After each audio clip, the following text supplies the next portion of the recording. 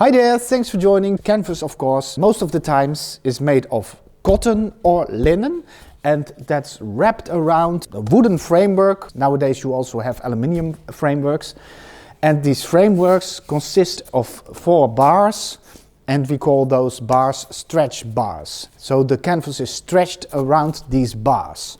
And when you buy larger canvases, you often have an extra crossbar or 2 crossbars or even more. Depends on the size that you paint on. That's to prevent the framework from bending. So the most common types of canvases are cotton and linen. And first we take a look at the differences between those two. Cotton threads are shorter than linen threads, and therefore cotton canvases are a little bit more flexible, a little bit more elastic. Linen threads are longer and stronger, and that keeps the canvas tight for a longer time than cotton.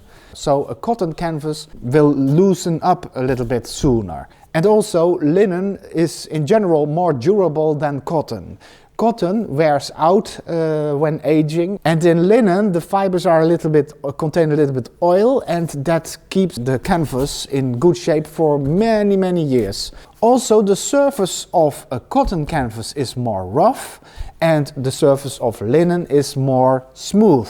It has a more fine texture, and in linen you even have extra fine quality. So another big difference then, of course, is the price tag. Linen is more expensive than cotton, so if you don't want to spend too much money on your canvas, you can go for cotton canvases, and they're great as well.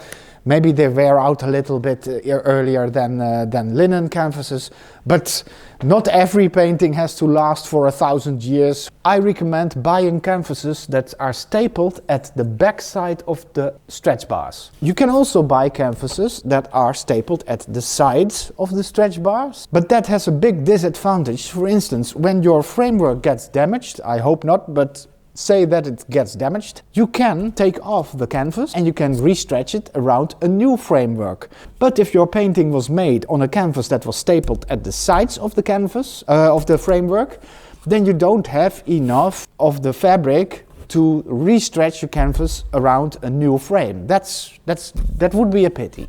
Another thing to look for are the stretch bars.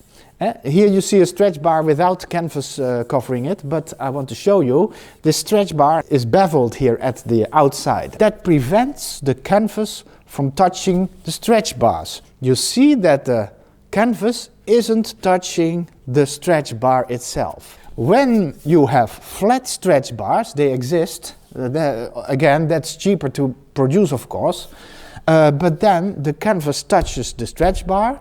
And when you're painting, you will see the stretch bar coming through your painting. You see lines of the stretch bars, and that's ugly, of course. You don't want that.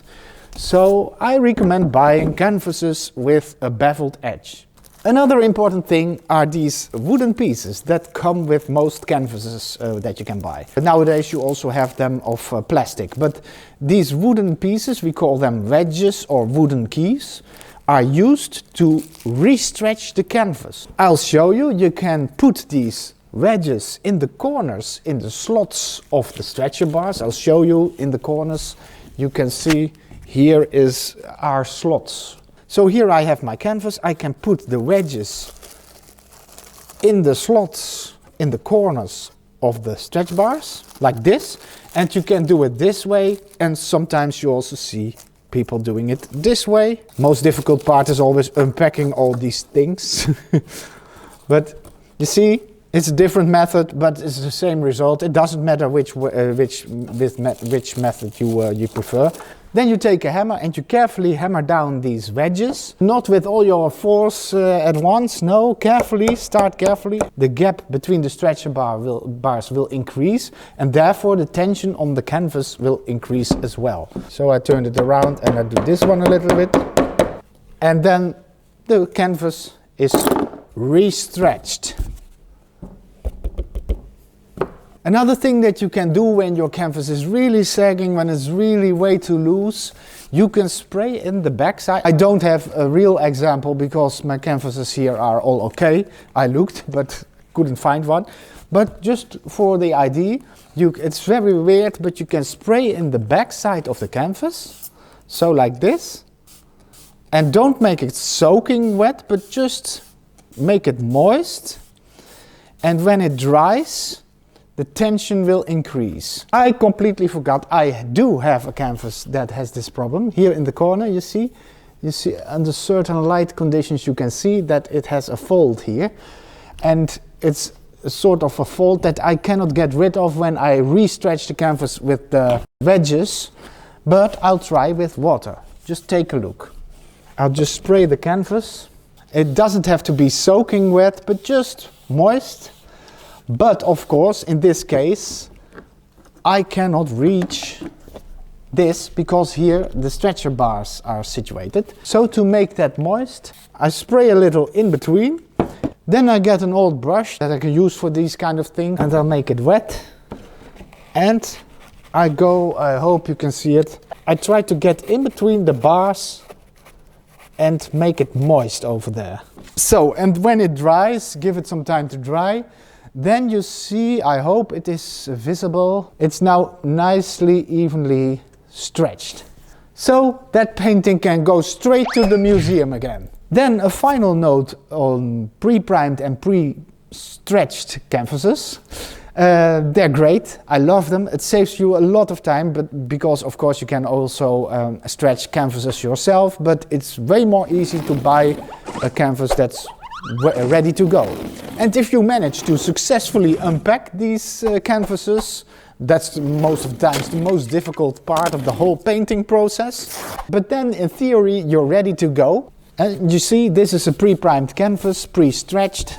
And pre-primed, that means that the manufacturer has already applied one or several layers of gesso. When the canvas wouldn't be primed, you could also paint on it with acrylics, that's no problem. With oils it's a different story. But then you would use much more acrylics because it absorbs way too much. But I've encountered a lot of problems with the pre-primed canvases, with the quality of the gesso.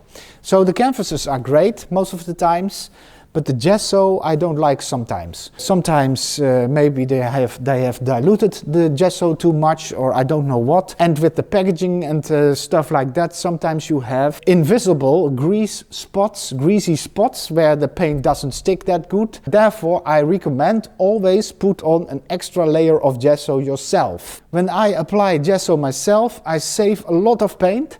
And also I can give my gesso a color straight away. And now the final thing, I have tried a lot of different brands of canvas, and I'm from the Netherlands, so I've tried Talens, and I've tried Winsor & Newton and some other brands as well. But I've also experienced that private labels, the home brands, are very good.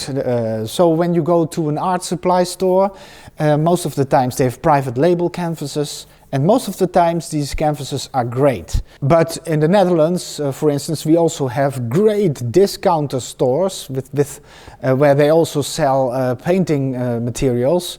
And often those canvases are really of really bad quality. Sometimes they're even damaged already in the package in the store, and the materials are very poor quality. The wood is bending all the way and stapled at the sides of the canvas, all that kind of stuff. So yeah, private labels great, and also the big brands, the official brands. Great canvases. So if this was helpful, please use that hammer and hammer on the like button, and I'll see you next time.